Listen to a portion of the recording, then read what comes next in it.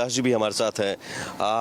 महंत जी, चूँकि साधु संतों का बड़ा योगदान रहा, हम राम भक्तों को अगर ये पावन मौका मिला है रामलला के दर्शन का, उसमें साधु संतों का बलिदान, उनका भी बड़ा योगदान। और आज मुझे लगता है 4000 से ज़्यादा साधु संत आएंगे, हर पंथ हर संप्रदाय के शीर्ष संत आ रहे हैं। इस मौके पर जो साधु संतों के योगदान को लेकर जो भक्त बिल्कुल जानते हैं, लेकिन जो अनजान भी हैं, जो नहीं भी जानते हैं, आप बताना चाहेंगे? देखिए, भगवान राम के लिए ही संतों का समूल जीवन समर्पित होता है और लंबे समय से संतों के लिए भगवान राम का और भगवान राम के ही श्री चरणों में जो अनुराग होता है वही संत होते हैं। उनका जीवन ही भगवान राम के लिए होता है। बाकी अयोध्या जब भगवान राम का प्राकट्य हुआ था तो ये जो भी मौसम, ग्रह, दशाएं जो भी हैं, सब भगवान की ही बनाई हुई हैं। और जब भगवान राम को इस धारा पर आना हुआ तो सब लोगों ने अपने को उनके अनुकूल कर लिया। आज उसी प्रकार का माहौल अयोध्या में देखने को मिल रहा है कि राम राज्य बैठे त्रिलोका, हर्षित भय गए सब शोका, दैहिक दैविक भौतिक तापा, राम राज्य काहू नहीं व्यापा। तो हम लोग उसी मार्ग की तरफ अग्रसर हैं। आज पूरे विश्व का जो सनातनी है वह प्रफुल्लित है। अयोध्या छोड़ दीजिए, अयोध्या के अन्यत्र देशों से, अयोध्या भारत अपितु अन्यत्र देशों से भी लोग इच्छा प्रकट कर रहे हैं कि ऐसे माहौल में जब पूरी अयोध्या हर्षित होगी, वहाँ के जीव जंत, पशु पक्षी, पौधे, जल, सरयू जी जब सब प्रफुल्लित होंगे तो हम उस समय के साक्षी बन सकें। निसंदेह वह सब लोग परम सौभाग्यशाली हैं जो इस क्षण के साक्षी बनेंगे। यह भूतो न भविष्यति, ऐसा होने वाला नहीं है। 5000 वर्षों का निरंतर चल रहा संघर्ष, संतों ने 5-5 दिन अन्न ना ग्रहण करके और इस आंदोलन को आगे बढ़ाया। जेल तक की यात्रा किया, लाठियां खाईं, गोलियां खाईं और पूरे देश से आने वाले समस्त कार सेवकों को उन्होंने शरण दिया, भोजन दिया, उनको रखा, उनको सुविधा दिया और कहा कि राम काज कछ और नहीं हो रहा।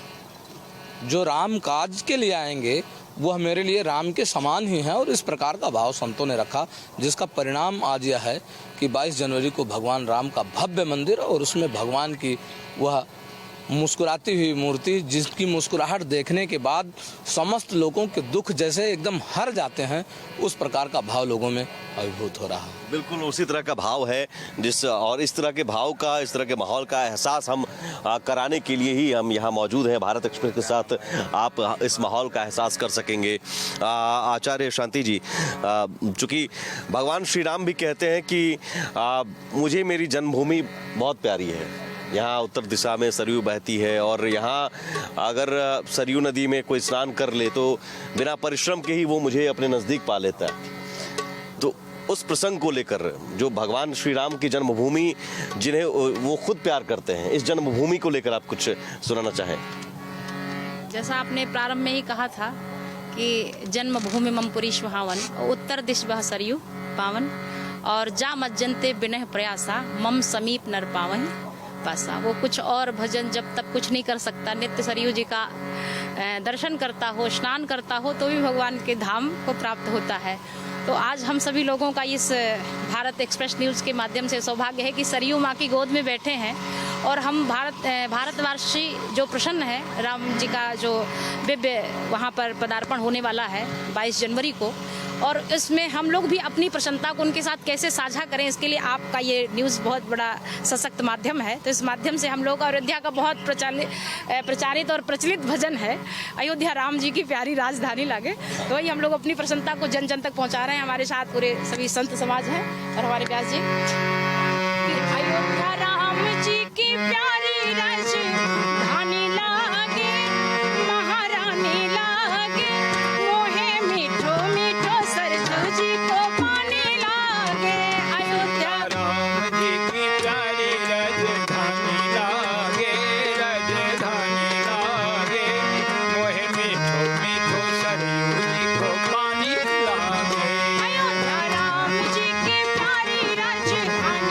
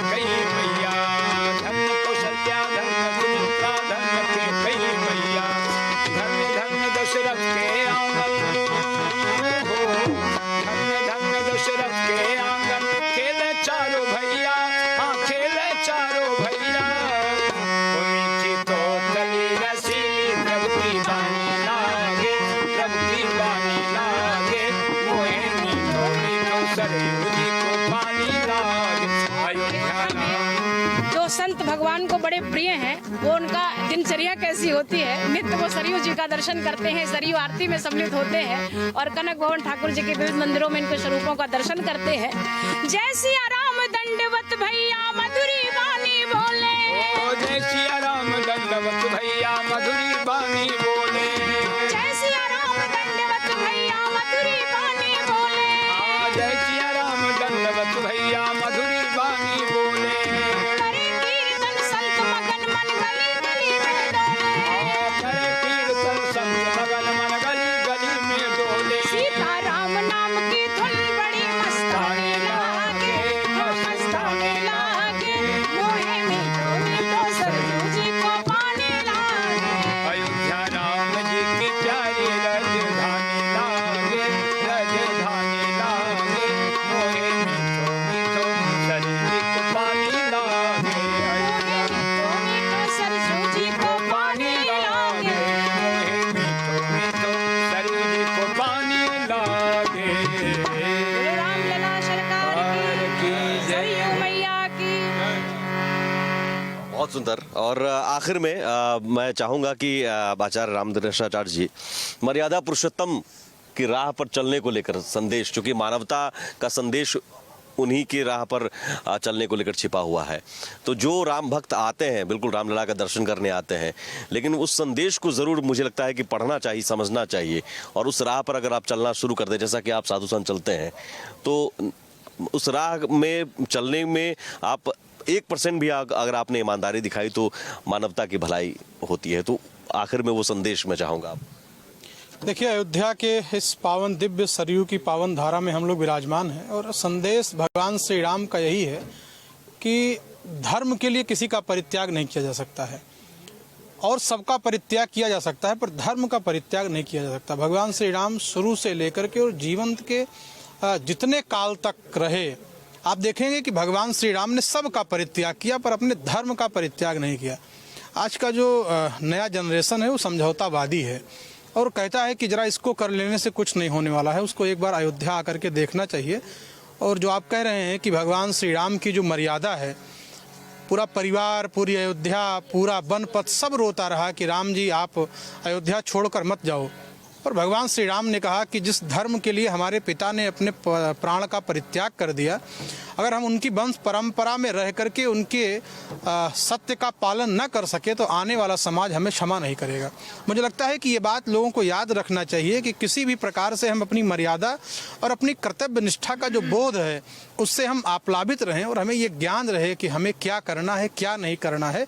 और इस मर्यादा को संपूर्ण भारत और विश्व में स्थापित करने का श्रेय किसी को जाता है तो भगवान श्री राम को जाता है। शत्रुता से लेकर के मित्रता से लेकर भ्रातृ प्रेम से लेकर देश प्रेम से लेकर राष्ट्र प्रेम से लेकर के आप जितने भी मानव के अंग उपांग हो सकते हैं मर्यादा और धर्म के, उससे संपूर्ण रूप से अगर किसी को देखा जा सकता है तो भगवान श्री राम को। इसलिए कहते हैं कि रामो विग्रहवान धर्मा।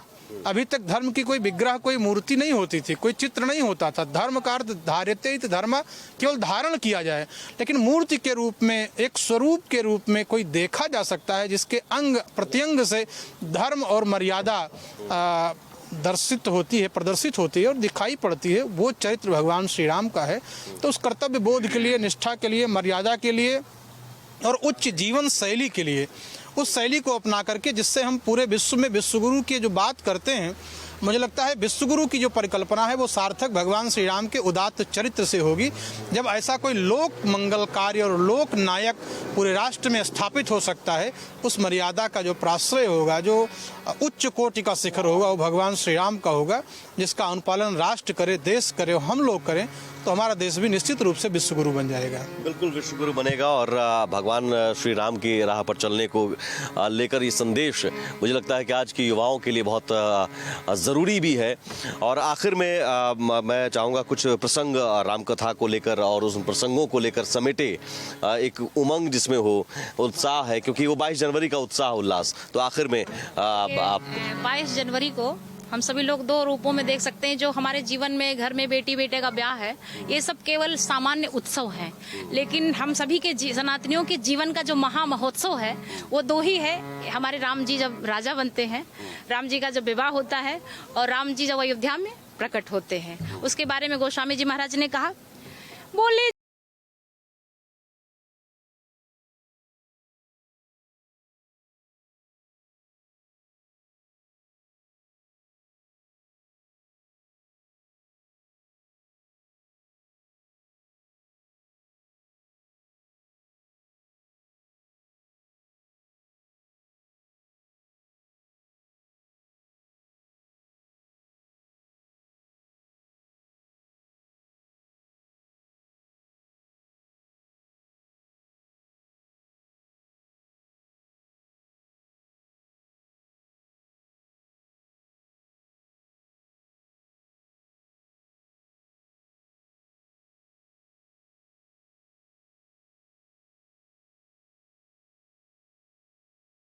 महोत्सव है, इसमें समस्त देवी देवता, तीर्थ, देव, यक्ष, गंधर्व, नाग, किन्नर सभी लोग आते हैं।